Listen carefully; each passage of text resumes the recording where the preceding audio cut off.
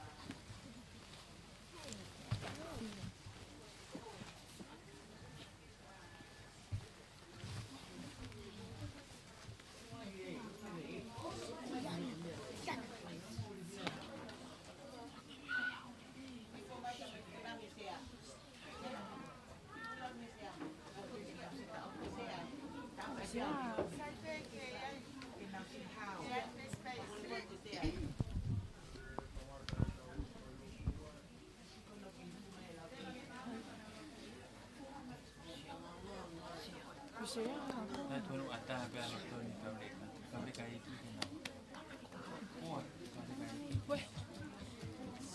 Ta Wai Hauki moe Afi Money.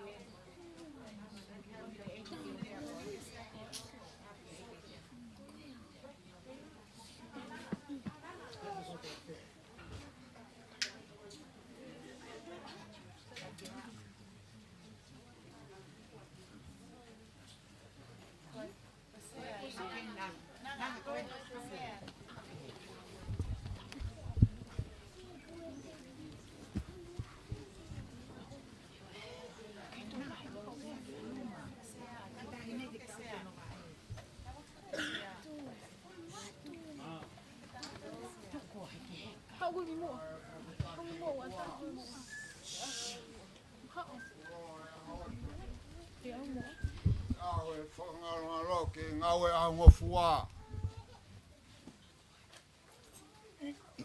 kakato ai koloa fora hon tapuat dia sa vitu mo wake tapuat wa kawavus tapuat dia Pekia Limiteti Kupu tapuat dia Failautohi Tapuat kau Failautohi FakaSapate tapuat kau lion Tonga whanau paia awamusi hono vivili Failotu tahine prinsesi Takuo matangi higai loloataha tari. Uiene whanau Lautohi mo Puleʻanga. He kau Failautohi mo koristu toku. Ko siaso Fasi moe Afi Tungi. Ko kau whaifkau ko ni katoa au ke whaifkai wahenga. Nei Failautohi ateti. Ahoni he kai toi ngalo ha mo oi a whaifakau ia talawou me fine moi o Fasi moe Afi Tungi whai tonu ngai whatongia toto iwi ose iwi kotoa pe wau ke hiwa e siasi na ane mamahi au beke ne toka vai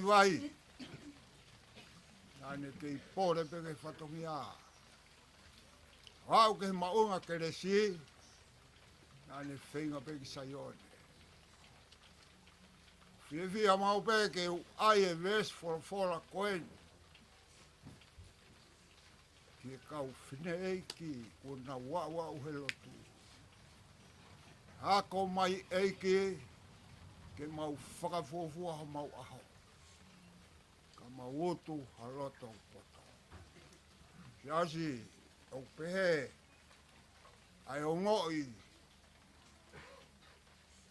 Lautohi FakaSapate Fasi moe Afi. O pehe ke kau kuristu tuku ai Pekia ateti. Ai ko lau ke tuku ke hoko atu. Kau Failautohi koen, ka mo whanau koen, ai whatongia o teti. Umoi whenga maari koen, ke o whaikau, ke whakato whatongia, malo.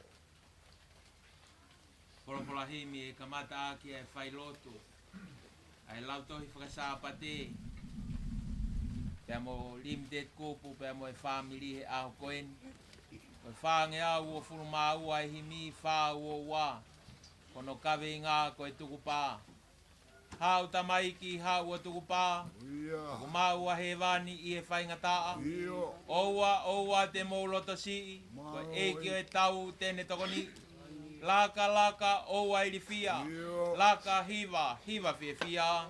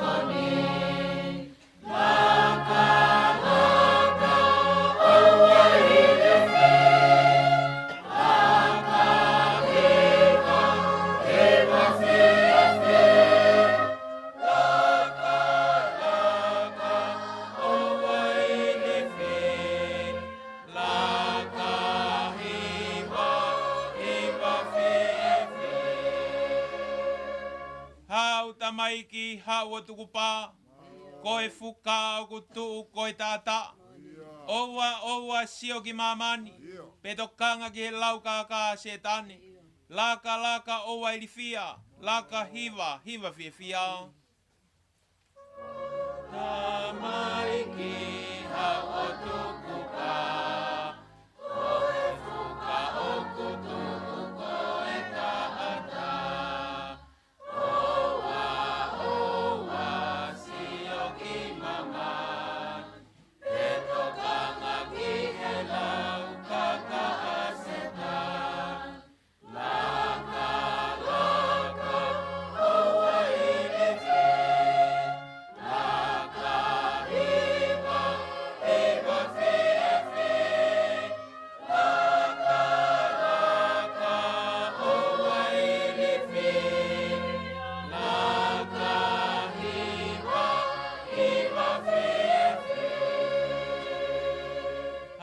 Maiki hau o tukupā.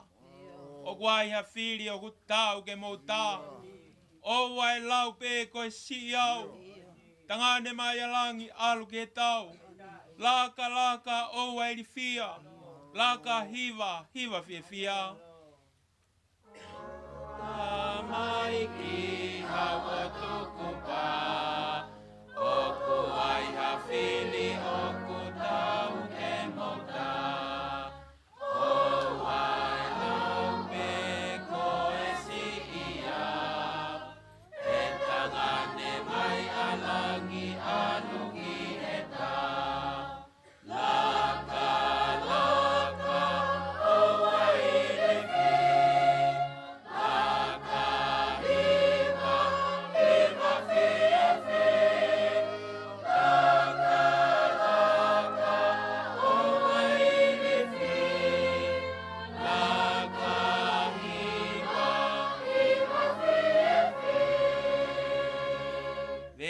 Si hau tamaiki hau o tukupā. Homo ofa ki he tau hau o whakaha. Pae te mate mua. E I kai te ukalo I he ngawe ai o toa. Laka oua I li whia. Laka hiva fie whia. Tamaiki hau o tukupā. Homo ofa ki he tau hau o whakaha.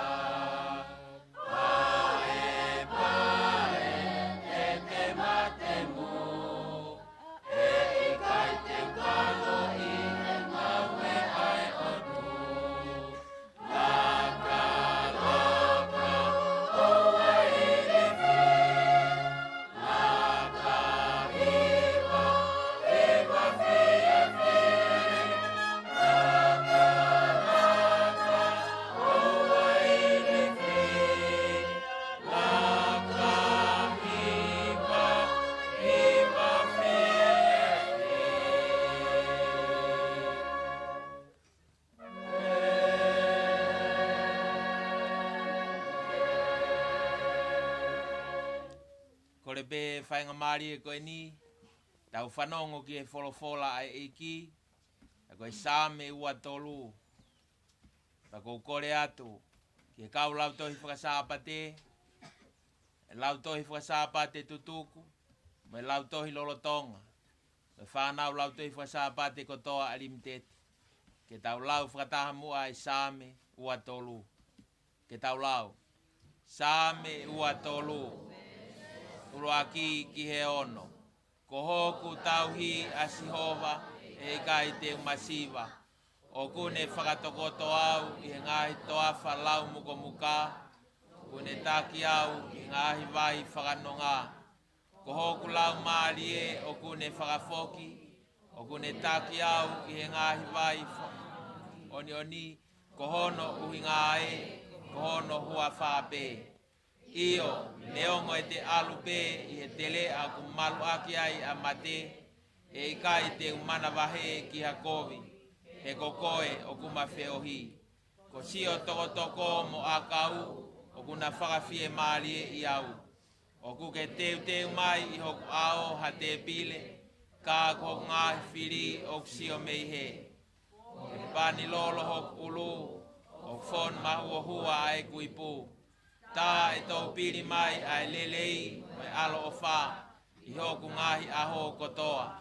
Pea koe kunofo i e whale o sihova e whai pe o lau i kuonga. Amen. Kore atu ki he longai whanau ke nau katako tuha ki o lunga. Ke lau e tau vesi ko ia. Sione vai raki vesi tā wha. Tu katako ki o lunga whanau. Teu ke lau e tau vesi e. Sione vahe uruaki vesi tā wha. Taha ua lau. Sione vahe uruaki vesi tā wha. Pea na e hoko a folofola o kakano. O ne whokotu uhono tāpane ka le. Iho tau loloataha. Pea na tau mamata. Ki hono sika ina. Langi na e tau. Moha alotof pe taha kuo hau me ne tamai. Ta okune fonu i he ke lesi moe mo oni. Sione vai uluaki vesta fa. Teu ke whai tau hiwa. Ko tuku pake u Moimoi ki a sisu. Ko tuku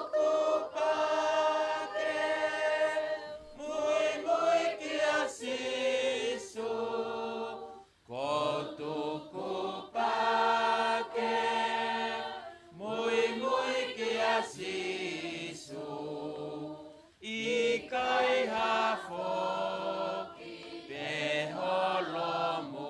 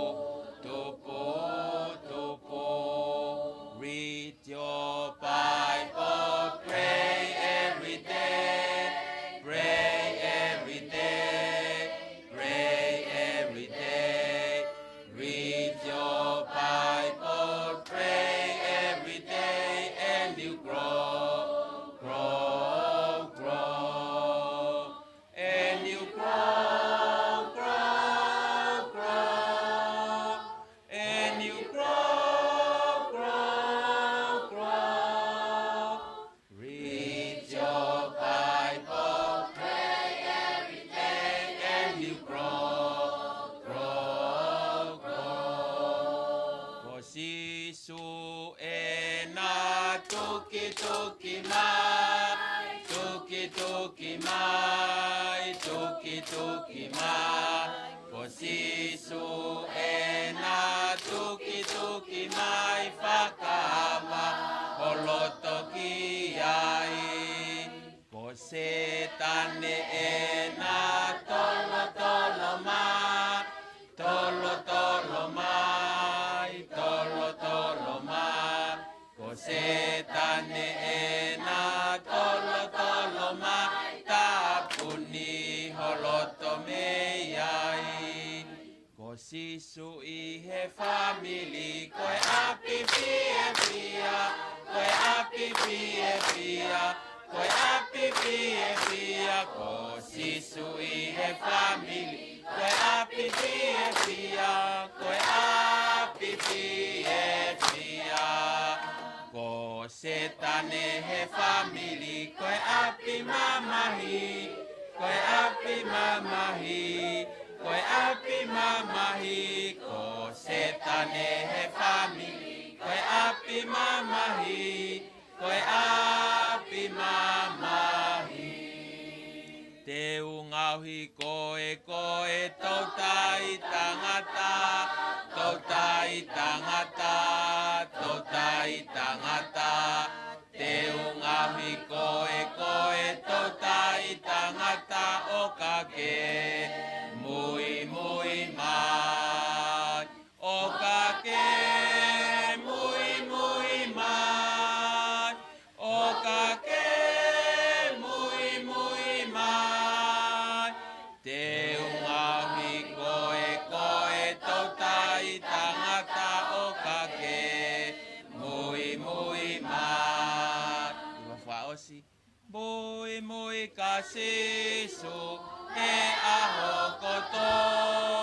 Tuku hala kene taki mua. Whai ngata alahi e whiri. Ko sisu pe hoku kau me aofi. Mui mui ka sisu he aho koto. Tuku hala kene taki mua. Whai ngata alahi e whiri. Ko sisu pe hoku kau me aofi. Malo, Takaunove kilalo.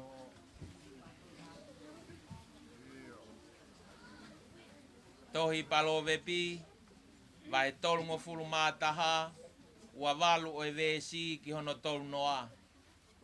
Palo vepi vai tolu taha vesi ua walu ke tolu noa. O kutuha ke ene whanau o nau tala monu ki ai.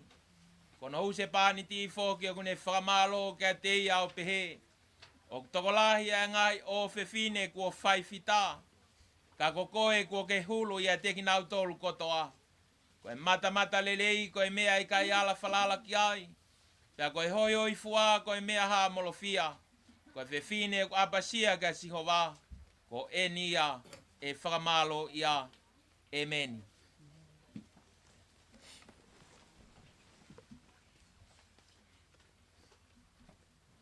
Kana hua e wholawholahimi. Ke Failotu ai whae whita koe ni. Koe ona ngeau maahiwa o himi. Koe koloa ka ana kato.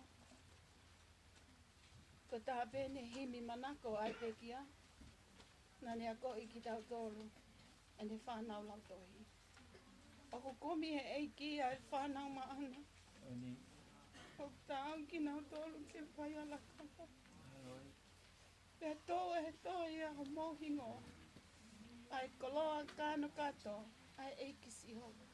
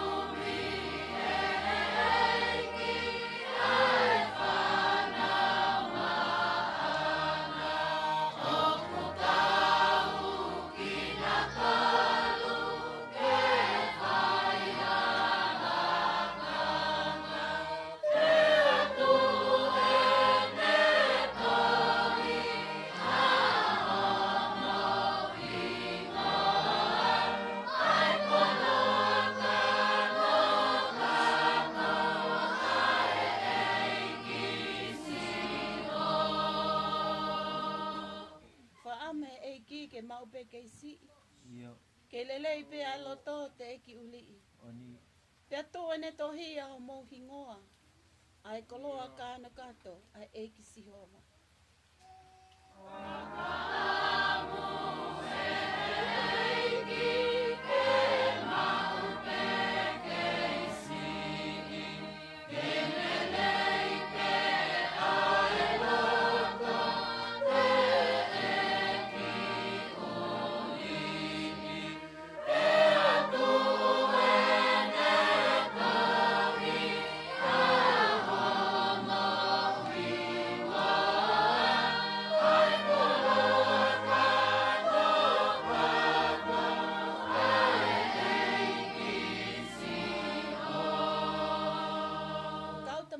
Kauta maiki mo womi kei maa. Ia. Teki ilo ai uli pe ilo kai haa. Kai. Pea tu ene tohi a mo hingoa. Ia. Ai koloa ka anu kato ai eiki sihova.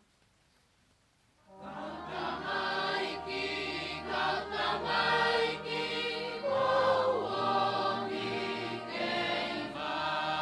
Teki ilo ai uli pe ilo kai haa.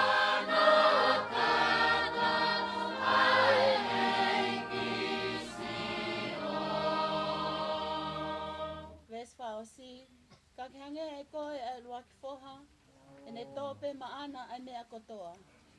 Pea tu ene tohi a mo hingoa, ai koloa ka no kato ai eiki sihova.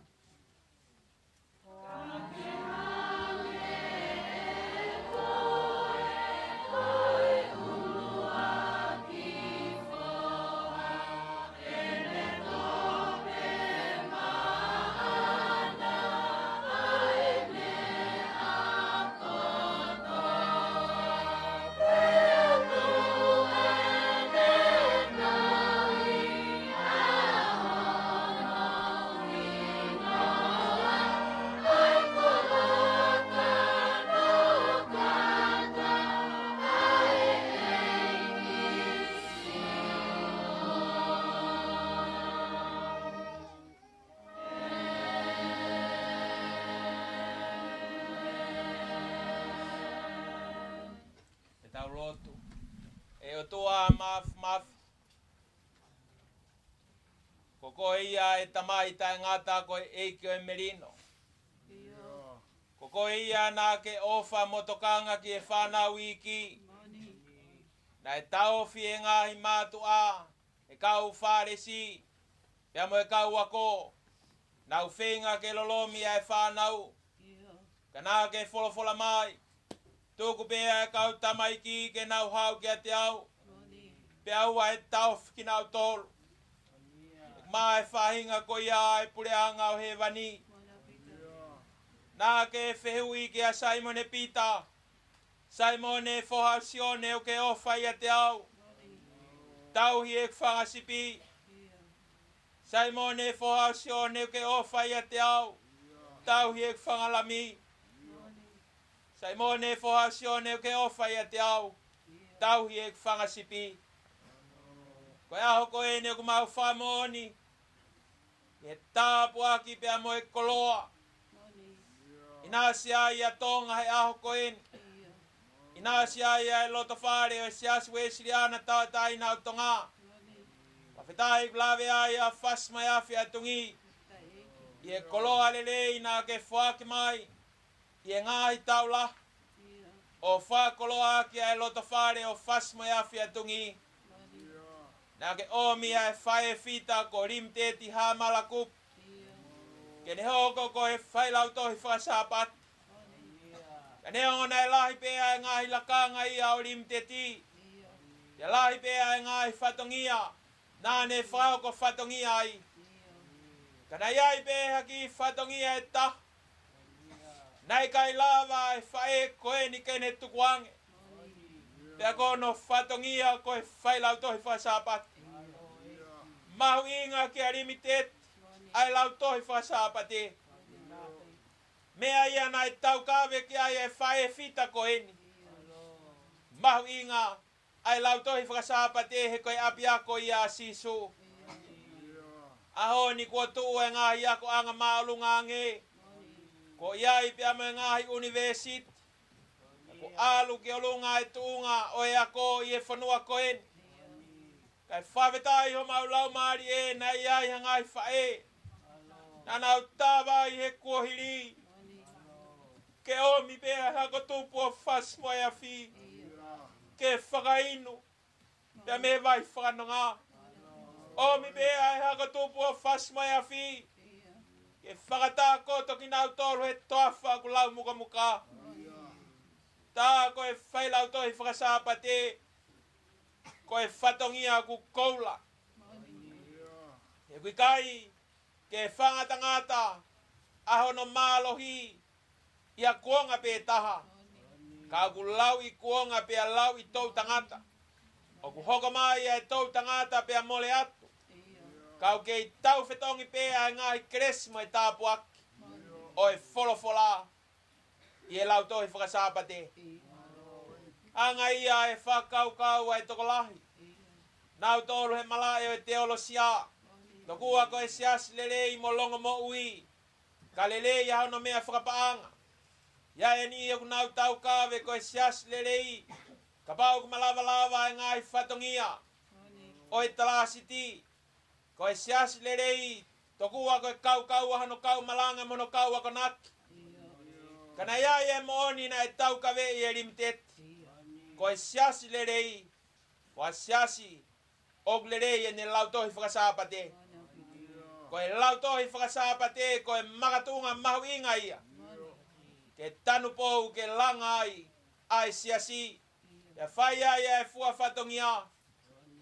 Ko mahino ai ngahi wholofola. Mo e toka te rini o e Tongatapu. Aho ni kulawa mai e Lautohi FakaSapate. Ko hipe o tua ke mau whamalo at. Malo e ke mau Faileli. Tau tangata e ne fiha ko nau whaua mai e whae fita koe. O vai tau e fitunga full tup. Aki nau tolu na nau Lautohi FakaSapate e whae fita koe. Wawetai e. Ko e tō tenga na e whae he ane afi. Ko e aho ni o kuutu i e Tonga. Utu ia he siaswe siriana. Utu ia he Puleʻanga Tonga. Kai ke ngata pe i tongani. Ka whamoni mai me ngai kauta whakamaman lahi. Wau ki ai e Lautohi FakaSapate. Ko e tau ia e Tongatapu. Malo e ke whakoloa lele. Omi e whae fita koeni. Lahi pe ngai kalasi e Lautohi FakaSapate. Ke Failautohi ai e Limiteti. Nai Filipe Limiteti aki kalasi kinta kateni. Ko hi ko e whakawa e ia o e moui ai siasi. Pea kamata pe ai kinta kateni. Ia koi o e whanau he na wako rea. Hako e lue pea mo e whanonga. Kamata ia he Lautohi FakaSapate kalasi kinta kateni. Whai mai e whanonga. Ngai tau ki mui ni na e whatoanga i e whae koen. Mau inga ke whotu ki e siasi. Ke kamata e kinta kateni pia mei manawa. Tala loto mai e kau tare kita mo e kau whaifkau e potunga o e ak whakaristiane. Ko e whotu ia pia mei Fasi moe Afi a Limiteti. Ke kamata pia e Lautohi FakaSapate pia mei manawa. Kamata pia e ngai whae. A koi e ngai whae. Ke lau e wholofola ki manawa. Ki ngai fua nau manawa. Whawetai e. Malo e ke omi koloa lelei. Whae na e mahu inga ki ai e Lautohi FakaSapate. Pea nā ne tokanga. Ke whae e whakainohino mo e ako ne kina e whanau. Aki mau tolu kotoa. Ke mahu inga ko ia e tokanga. Ke tauhi e taimi e Lautohi FakaSapate. Iai pe ngai Sapate ku whai ai ngai whakaafe. Turi atu e toko lahi ki ai. Whae koe ni na i kai. Tokanga pe a Limiteti ke. Whakatoto pe mea kotoa ke nei saione. Ke talitari e ki whanau he hoata Sapate kotoa pe. Whawhetai e ki koe ngāwe e whae koeni. Nai kai ke whai whamamata pe koe whai ke sio e tangata. Nā ne whai he ilo pau. Ko koe ia e makatunga malo. Ke whalalaki ai ai siasi he kahau. Ma wau mai ke fu kuonga koeni. Ai kuonga ku hake mai e aisi. Whai tōko na tapu me ngai whaingata ke. Pea neongo ai ngari malohi e ngai peauta e whalalaka. Ka ku pau e makatuunga o Fasi moe Afi. Kei malu pe Lautohi FakaSapate. Kei whai pe e tō kaki o e wholofola mo ui. E koia pe ho mau amanaki anga. Aho koe ni e ki mau whawheta iat. Ko tō lahi e kau whai whekau. Ko nau whou mai he Lautohi FakaSapate. Ia Failautohi e whae koe. Mau whamalo atu eiki. Mau manatu o whakateki nau tōru e kau whai whekau ko nau mua atu. Ka koki nau tōru koe whanau tāma e Lautohi FakaSapate o Fasi moe Afi. He kai ngalo whai whekau ne ampori tōni. Kai maa whai whekau. Sami utu ene toa. Moki nau tōru ko toa pe ko nau mua atu ke kau vai koe. Whawhetai eiki. Nā mau wako ko toa pe. E Failautohi FakaSapate pe ta. Neongo e ngahi tau ke he me ngahi tau tangata ke. Kana e taha pe mau whai ako. Ka mea nai omi e whai ako. Mau inga e whapapa ke siso. Ko e lotu pe tulutui. Ko e alu ke apsiasi pe hai pe ki ta wala. Mo e kie. He ko e api au siso. Pe whai e ngai whatongia ko toa pe. Nai rea pe ai whai e koen. Whai pe talatala i whare pe a whai pe ako naki. Aho ni mau whawheta. Iai e kau whai whakau e kuonga koen i me tau tangata koen. Toke tāhe ne ritari ai ni mei tōru. Ne titu ane toa. Whawheta i e toa. Hui ko e whai whakau e wahenga Samson tu yaki. Aho ni mau kau whata mo whai whakau whalamau samate. Whawheta i e ke off. Hai fua ki nau tōru tokolahi. Na nau whaua mai Lautohi FakaSapate o Fasi moe Afi. Kai ke mau kei lauhingoa ku toka i mananga e awhiona. Ia ngahi tau tangata ki mua mo e tau tangata koen. E whakawhetai ku au mai ke ahoni. Kei lelelei pea e Lautohi FakaSapate ko e hiko e awhiona.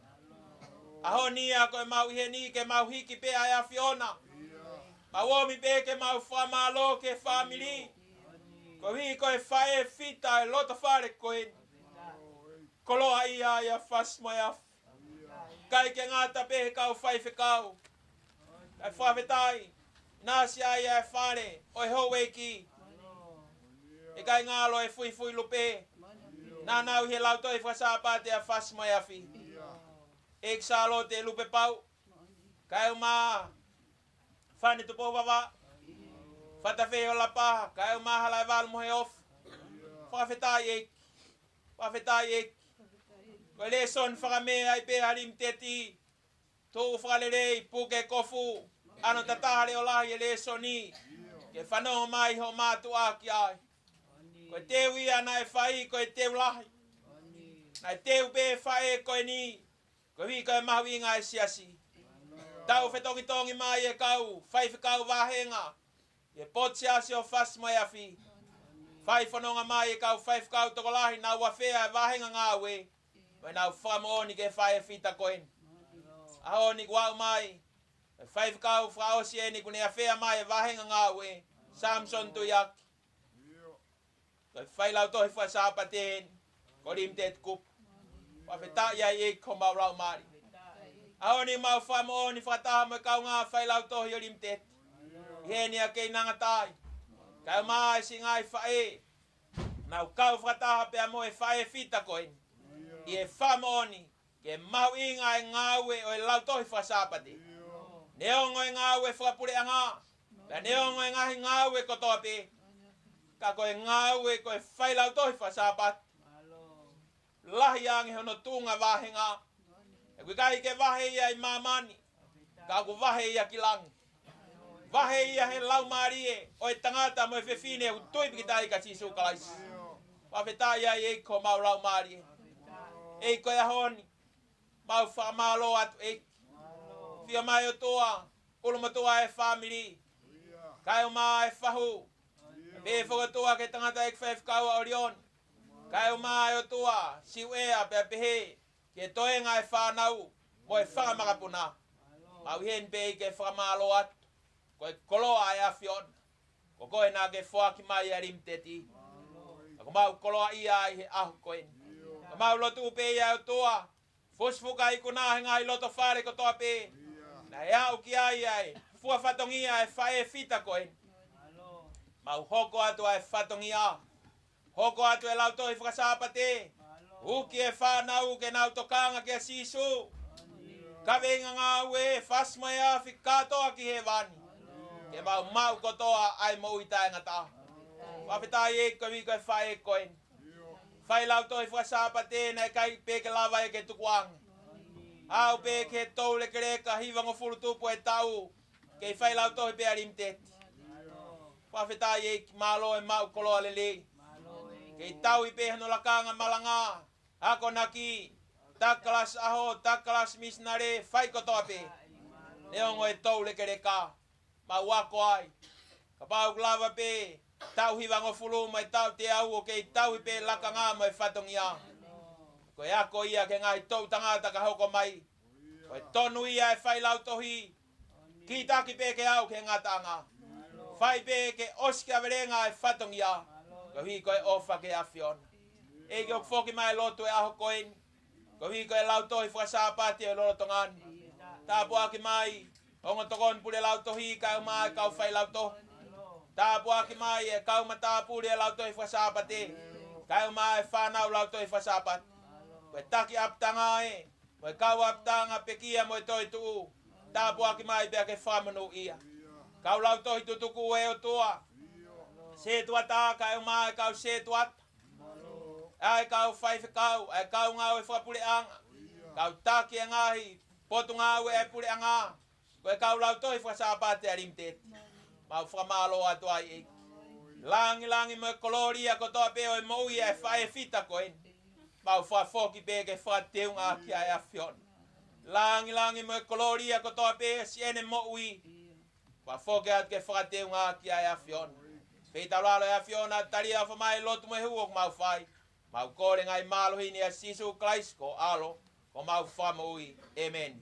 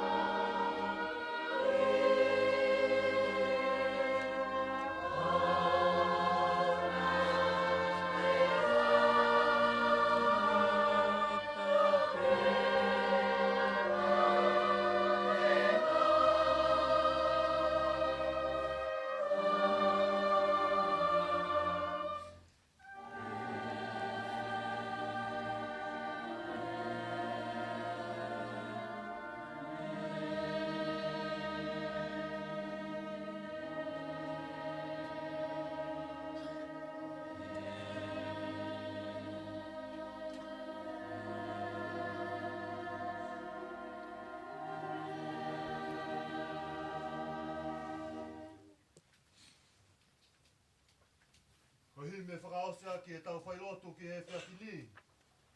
Hono nge au ni mangofulu mātaha e wholawholahimi. Hono ni mataha. Si sū lami he o tua. Nā ke tamasi i mua.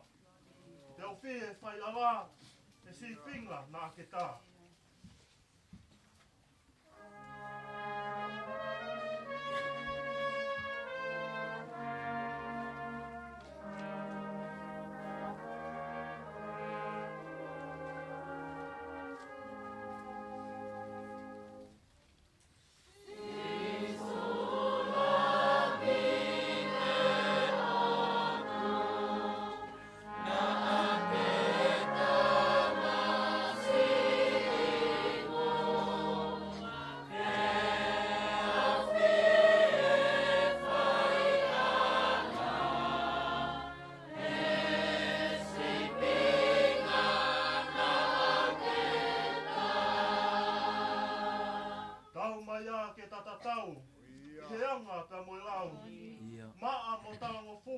He ao he o tua.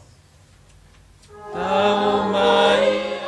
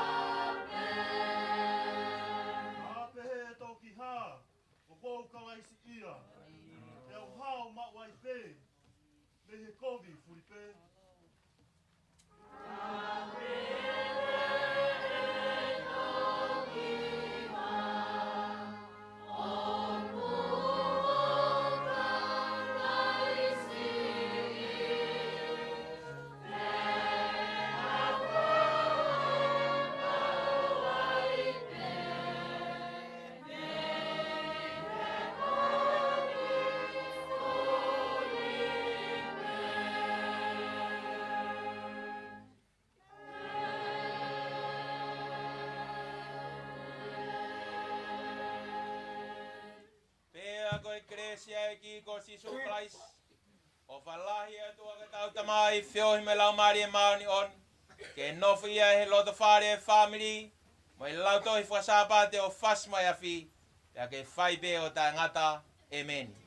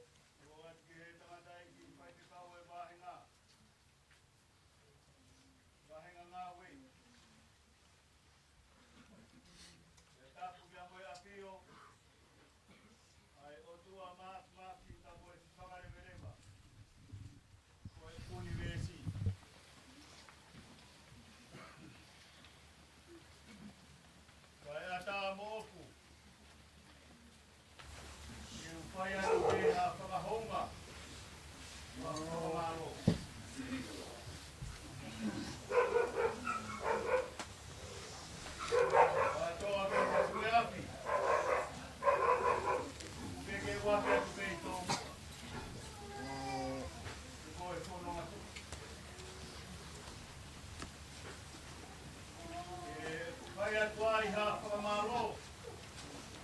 Whakakonga atu e whahu. E whamiri. I e koroa. Ako e whungani. Ako e kolokola ai o tua. O koroa ia e api ko Takaunove. E pukai ke toi ai ha koroa e mahui ngange. Ako e kolokola maa ko e koroa o taonu. E puhaka he langi ko tau. E hange e pahamea Paula ma.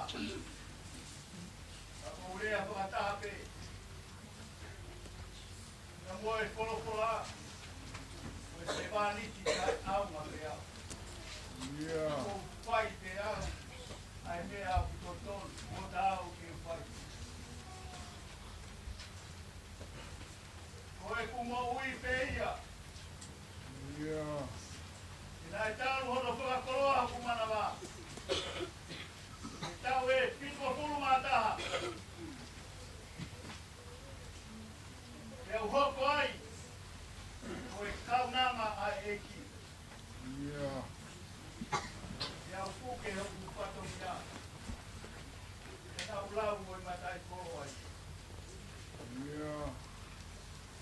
Ko e te kau. Malo atu. Umage. Umaurava. Amea he kumamaka, pe moe ngawe a eki. Ako whakamori whakataha. Ako e manawa kuotohe ki a koeni. Ai hoko. Ai whakaosia. O hame koho mea. Ia e kau tamata. O e kau pepine. O nau hoko. O e kau kitala o ngore he. O whamoori ka moe kohora he toki mea mata le rei. Ako e toku wae o e kau kitala o ngore rei. O ke tai ke o tua maa papi. Leo mona te lere mai mehe. Kua ko whanonga tala noa.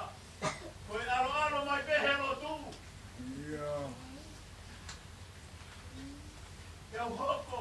Ko e whekine o Fasi moe Afi. E whakakoloa au.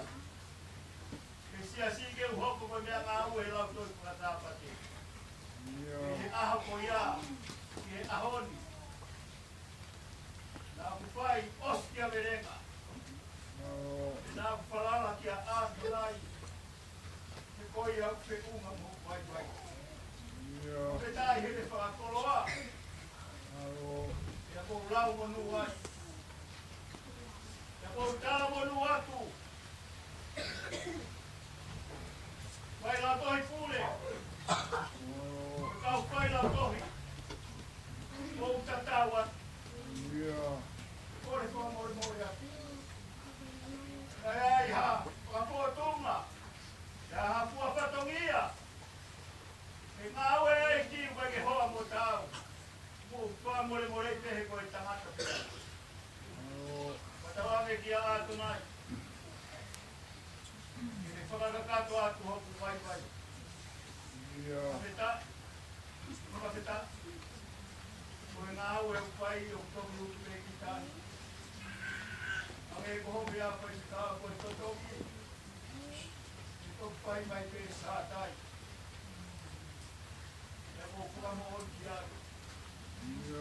O pāke Lautohi FakaSapate. Ange koe ne mea pai e ngā ue.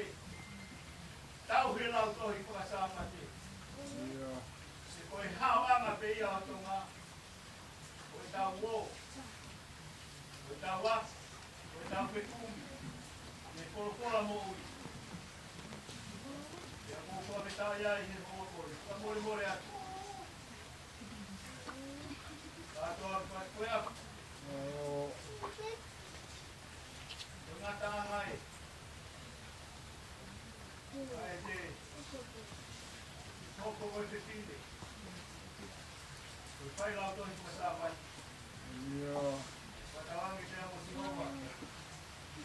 Ele toko ni mai ke tau pui api. Na o ke hiki ai te ama tapuoa. O huru ai hala. Ele kai toka pi tani. Tawangi. Ya aha taimi mo tau. Tutupo ai hesi ako. O mani ke hitama sisa. Sisa lautohi. O ke lautohi. Lautoha, moi Paula, Lautohi FakaSapate te kupu, mo vea lai. Te ngā mo pe, moi tapa o mama, tono pa, o tatawa. Tukua kia sātai, te toki whakakato, o whakaawat, ai pōpua, o whakoi, o whakamaro. More koe ato. Ato koe ati pu.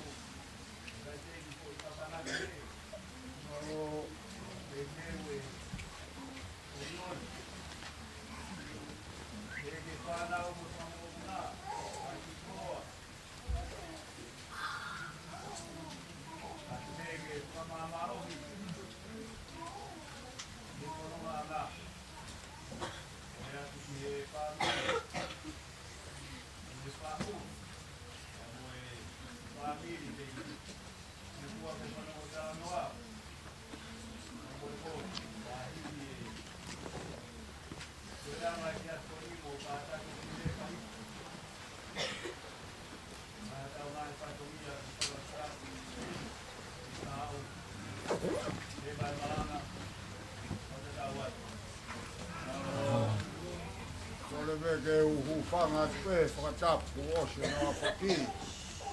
Awa pōsi ka e whai ata whakamalo. Ia e ke utoi re i pe. Ako uhi ko si whanauni. Si nau si whakawawawe ki api ko uhi ko po uri. Pehe ke tau repa pehe. E te tau toi hoko atu pea pongu pongu. Toki watu ai pe umanat merie ku ilahi lahi. Te lewe malang kau tawat. Maro.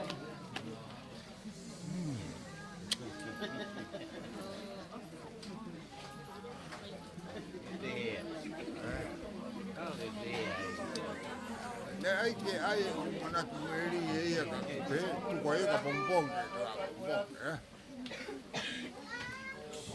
Lautohi.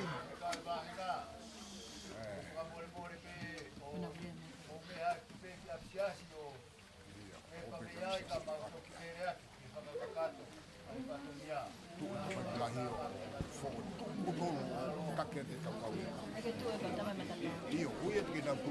Kansia, tersia tu koe. O mi tai mi fuka e alu e ke tau. Mau.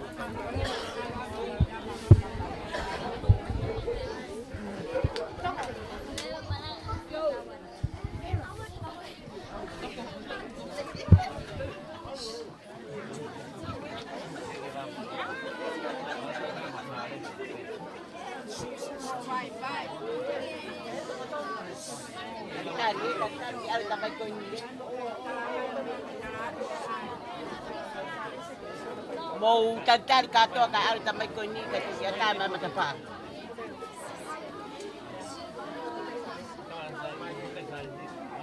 Tari. Tari.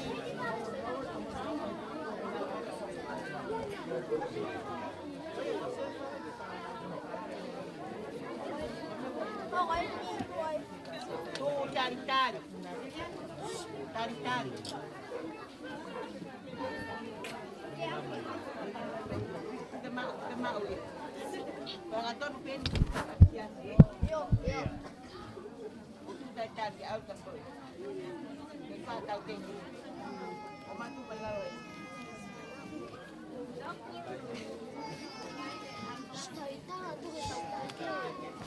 Oma tahu tinggi.